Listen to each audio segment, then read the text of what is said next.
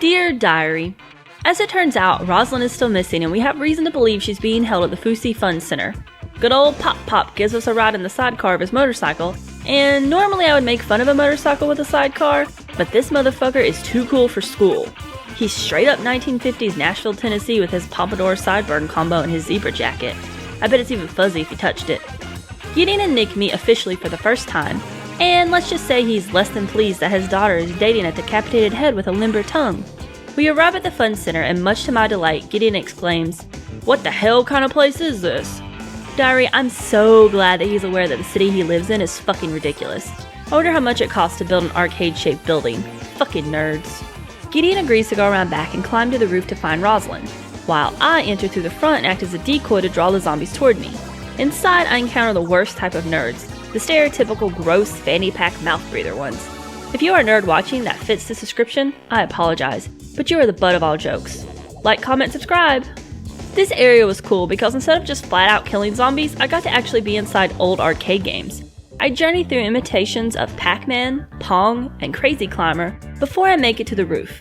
There I meet the funkiest zombie I have ever seen. He was like a groovy keyboard playing Papa Legba, but he was wearing a diaper, which kinda creeped me out until I thought about it and came to the conclusion that probably being a zombie makes it hard to be in total control of your bowels, so I'll let this one slide. We battle it out in the disco arena and I shoot his flying saucer into submission. He tries to escape to the mothership, but I'm close on his tail.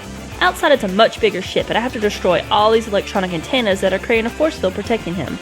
Right before I make my final chainsaw cut, he reveals my sister passed out in a compartment at the bottom of the ship, and if I kill him, she dies as well. I'm in a bit of a pickle, but luckily Papa Bear comes to the rescue with dynamite and a parachute bearing words of wisdom. I kill the funk in a glorious sky explosion. Man, it's times like this that I'm proud to be an American. Thank you, society, for perpetually making me associate explosions with feelings of patriotism.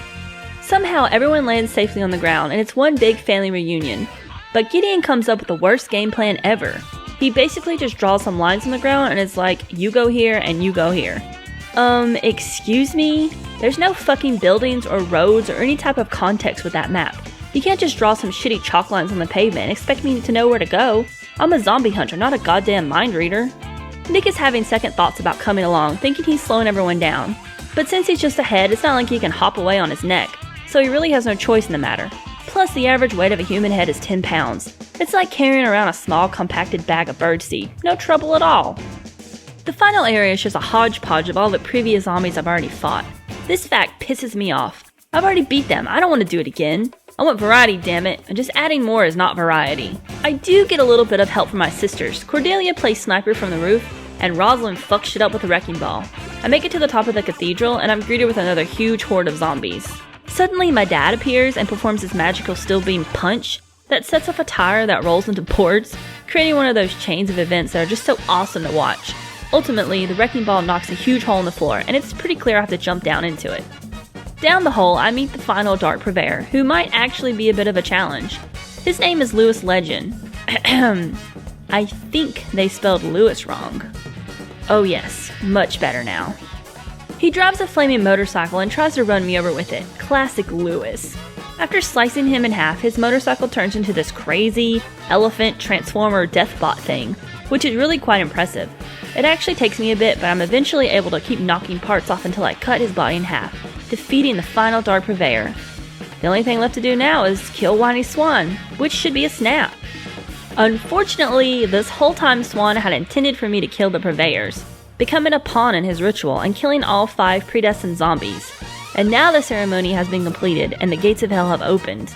Once Swan shoots himself in the face, his corpse rises up and begins to be filled with evil, expanding power, growing bigger and bigger until he becomes the king, the zombie of all zombies, Killabilly. Really, game? Killabilly? I can't even! Before I make a move, I get a phone call from Morikawa from the Land Beyond Words, telling me he'll guide me the best he can. First things first though, I have to rainbow rampage down the street in order to get closer, or to meet my most certain doom, however you want to look at it. Zombies are popping up all over the place, but I'm just doing the Brittany Saturn and run through all the shit technique. I can't be bothered with them right now, trying to dodge Killabilly's laser eyes. Because didn't you know, Diary? Elvis secretly had laser vision. True facts. I get closer and of course he just snatches me up, and I have to alternate between stabbing him with my chainsaw, shooting him in the eyes, and avoiding bright red bodies he's barfing on me. He then just tries to fucking eat me, but I chainsaw his mouth and he spits me out, and this is when the real bullshit starts. I don't even know what I'm doing at this point.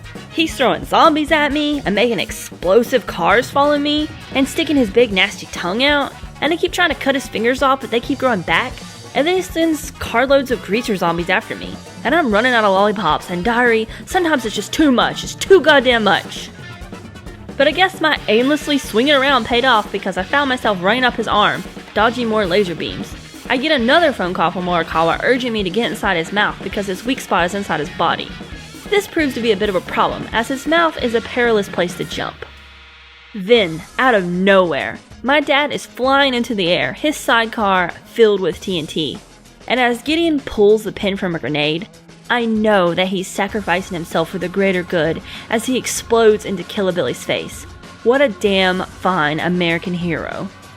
The explosion leaves a gaping hole in Killer Billy's face, making the journey inside his body much easier. But Juliet is grief-stricken and can only sit in shock. Juliet is about to give up, but Nick urges her to continue. With one final chainsaw slash, she jumps into the gross zombie cavity. Inside, we find Swan's body connected to the beating heart, and Morikawa explains the only way to defeat Killer Billy is to signal from its core to self-destruct. The only way to do that is to connect Nick's head to Swan's body, making a Nick bomb. But Nick will die in the process. Christ almighty, what a terrible day! First her father and then her boyfriend? At first Juliet refuses, but once again Nick talks her into it, and she knows it's the only way out. She puts Nick's head in place and says goodbye. Soon Killer Billy's body is glowing with light and we cut to Nick's head, spinning around in space. Not surprisingly, Nick is told by Morikawa that his good deed will be rewarded and he is sent back to Earth to live once again. What is surprising, however, is the slight body mix-up that happens to Nick. He, got placed on Morikawa's body. Weird. And it's another birthday miracle! Juliet's dad survived the explosion. He just lost a testicle. But like he said, what the hell, you only need one anyway. As the group walks off into the sunrise, Juliet exclaims that this was the best birthday ever. Wait, really? This was the best birthday ever? You spent the entire day and night fighting hundreds of the undead. Your pervy teacher was killed. You suffered terrifying hallucinations. You thought you lost both your father and your boyfriend. And when your boyfriend did come back, it's with the body of a 77-year-old Japanese man. What kind of terrifying clown birthday party did you have last year? Heh, look at Nick's little body, running with everyone.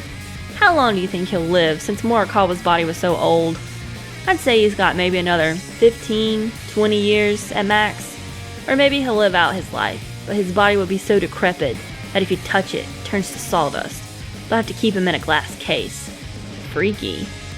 Well, diary, as my first real zombie game, I can say that I liked it. But I'm also glad it's over. It was a large pill to swallow, and my glass of water was almost empty. Believe it or not, I'm kinda tired of chainsawing people in half. But wait! Nick and Juliet and the rest of her family rush home to enjoy what I can guess would finally be some birthday cake. But a shocking ending that even M. Night Shyamalan would appreciate. Elizabeth Starling was a zombie the entire time. Ooh, spooky. Oh well, couldn't have been a completely happy ending. Congratulations, you're officially not a minor anymore. Adulthood sucks. Have fun killing your zombie mom. The end. Until next time, diary. Your zombie-slaying friend, Brittany Saturn. Good evening. Elvis Presley died today. He was 42. Apparently it was a heart attack.